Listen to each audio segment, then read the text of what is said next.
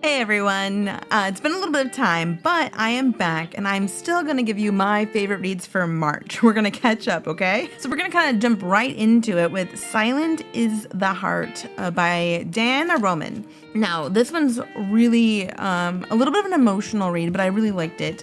There's a lot of sensitive topics that might come up, so just check out the trigger warnings before you dive in, but I promise this one's kind of worth it if the triggers work for you. So this is about Easton and Aaron, and Easton has selective mutism. He is healing from a car crash when we first start the story, and this car crash put him in a coma where he had extensive damage to his vocal cords. So Aaron comes in as kind of a young vocal therapist to try to get those cords back up and running and help him start talking again. And because they're the same age, I think Easton kind of develops a little bit of a crush, and Aaron is kind of trying to keep everything professional and is also kind of taken by one of the other doctors at the time. And Easton has a little bit of trust issues from past family history, so there's a lot of like moving pieces just in this first beginning part. There's a large gap between, I would say, I don't even know if it's the whole half, but the first part of the book and the second part of the book. Because one day, Aaron moves with another doctor to the other side of the country. And then it's been about 7 years or so, maybe more. And then Aaron returns back to his hometown because his husband has passed. And he's just trying to rebuild his life. There's been a lot of bad things that have happened to him recently. And he just wants kind of like a fresh start. Well, this hometown is the town that Easton still lives in. Now, Easton's grown up and has created his own tattoo parlor that he's in charge of because Easton really likes to draw. And there was a connection in the beginning. Aaron just kind of wants to I don't know, if it's professional or not, but he tells himself that if he can just figure out one good thing that happened, if Easton's doing well, he'll feel like he's accomplished something. He's kind of like at a really low point in his life right now. So he hits up the tattoo parlor, and of course, Easton has lots of anger towards Aaron for kind of dropping him like what he did. For various reasons. Aaron's fault or not his fault. That's kind of like up for you guys to decide. But these two kind of kick it off again, and I will say, rightfully so, Easton does not make it easy for Aaron. But I do like that Aaron kind of toughs it out. These two rebuild the relationship, and now there's no longer that professional layer to it. So it's kind of sweet there. Then there's a whole other kind of, I don't know, a mystery slash action kind of that pops up at the last minute. Just kind of general drama. Okay. Just a lot of general drama kind of pops up towards the end, and it can be maybe a little bit too much. There's already a lot of feelings going on and emotions going on, and then this additional layer on top that really puts pressure on Aaron specifically, but on both Aaron and Easton. And it's I don't know. I mean, I didn't personally mind it. I thought it just it was almost to the point of being too much, where I was almost really, really, really we went there again. But in the end, I love this story too much to let it bring it down. And I just think that there's a lot of really good themes, and the characters are just kind of really well done, that I was I'll let this one go. I liked it though because, along with touching on some pretty sensitive topics such as an abusive father figure and the selective mutism and there is a deaf character as well as a side character. They're just it just boils down to these two learning to rebuild their trust and finding a solace in each other. I enjoyed it. Dianna Roman's writing is really beautiful. It's just, there's I wouldn't say really a better way to put it. So I just always enjoy the stories and the characters that she creates. Number 2 is What You Need by Whit Ryan. So this is, I don't know if this is the first MMM that I've recommended. I think I've recommended a few before, but I did really like this one. Specifically, I think it's don't want to say it's like a great poly representation because they end up in probably a little bit of an equal triangle. And I do kind of like poly stories that like what Reese Morrison does, where it's not necessarily an equal triangle, although Reese does write a few of those as well. But the feelings in this book, What You Need by Whit Ryan, were just really, really well done. And I just enjoyed the characters a lot. So we have Oliver and Dylan. They are married. They are high school sweethearts. They've been together forever. They are each other's ride and die, soulmates, 100% totally into each other. And they have a really amazing relationship. That being said, Dylan has always had this kind of fantasy about having someone else take care of his husband. So he kind of has brought it up a little bit to Oliver, but he doesn't want to like do anything that will affect their foundation, which I really like. These two have really great communication. They're very open about everything. There's no hiding it. That's probably like the best representation of like the poly aspect, is that they don't try to hide or coerce or anything like that. It's straight up like, I'm only into this if you're into this, and this is what I want. And like just the open dialogue back and forth. It's really good.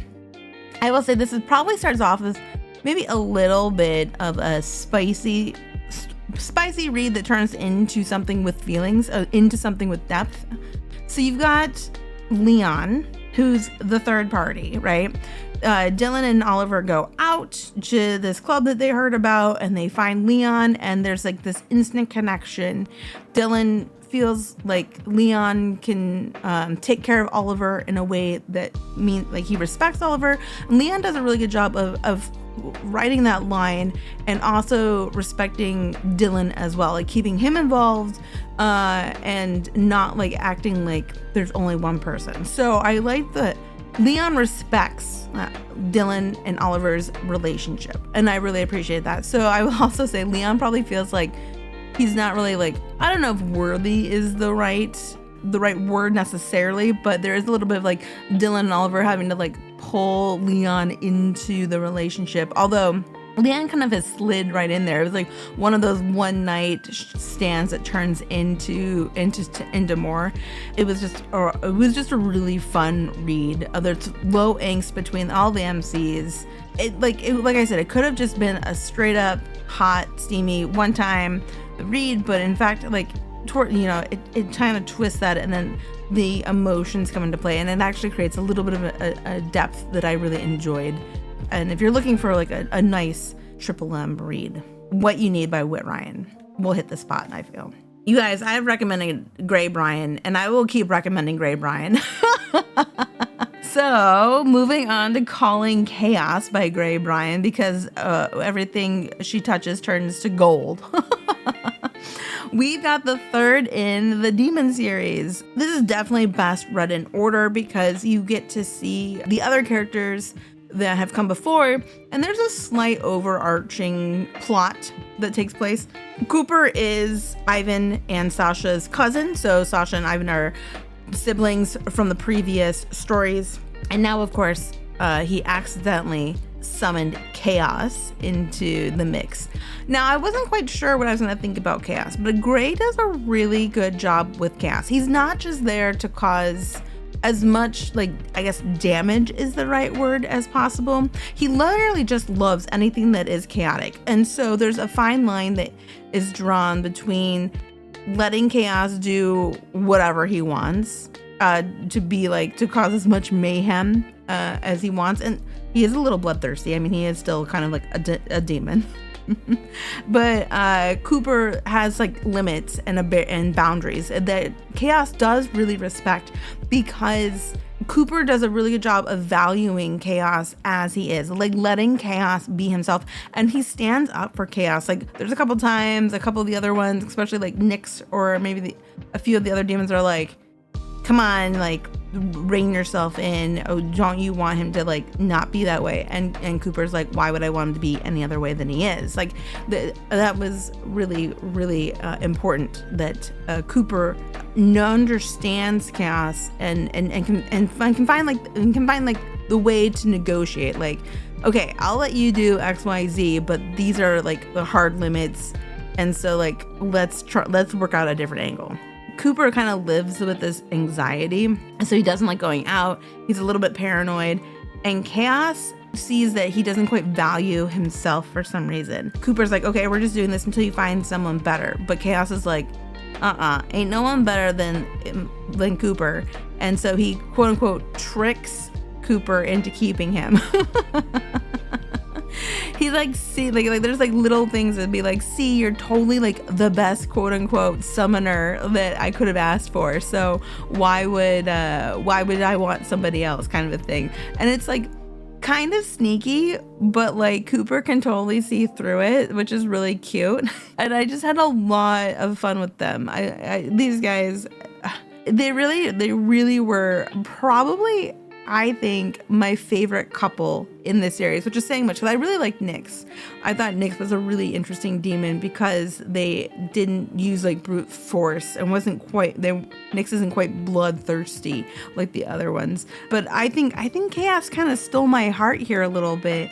And I really, really do think that this entire series by Bryan should be a must if you like demons or paranormal romance or even mafia men, because let's not kid ourselves. Cooper and Ivan work for they are a small time-ish maybe, but still mafia men. Switching gears entirely, going high fantasy now. We got a standalone here with Grave Situation by Louisa Masters. I wasn't quite sure what to expect with this one, and honestly, I'm kind of glad it's a standalone. It does feel complete, although I do really love the world that Louisa made for this tale. We have a very, very reluctant hero here. So it's all from Talon's POV. He's a mage, and he is like content with, even though he's teaching the first years who, he's like, oh, these first years don't know anything and they're gonna burn their eyebrows off and probably set fire to the dorms, and I have to make sure that they understand that like they know nothing. He's a little bit egotistical, but he definitely cares for his charges, even though he likes to pretend he doesn't. And yet when the call comes for him to be the chosen one, quote unquote, he's like, no, thank you. I love my fine sheets and my food. I don't do this exercising that you say.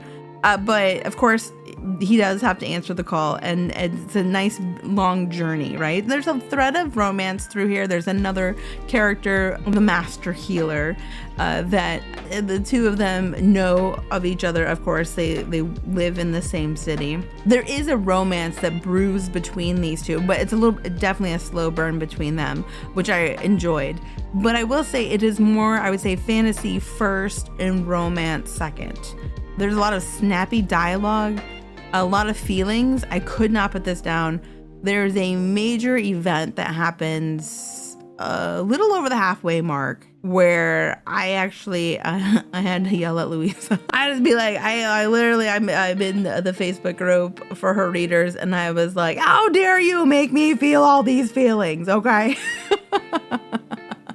This one's definitely for those who like the journey, the call, the fantasy, the magic, the saving the town, a little bit of kind of zombies is what they're saving them from. It was just really, really good. And I haven't read like a good high fantasy, I feel like, in a while. So this one's definitely one to pick up there.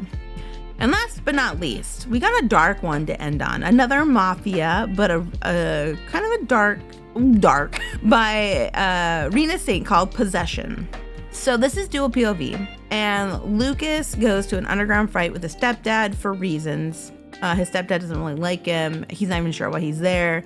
And then all of a sudden he's kind of sold to this guy. His stepdad owes a lot of money too. So we start off that way. The other POV is by the fighter in the ring known as Beast. He's been fighting for this guy for no one knows exactly how long.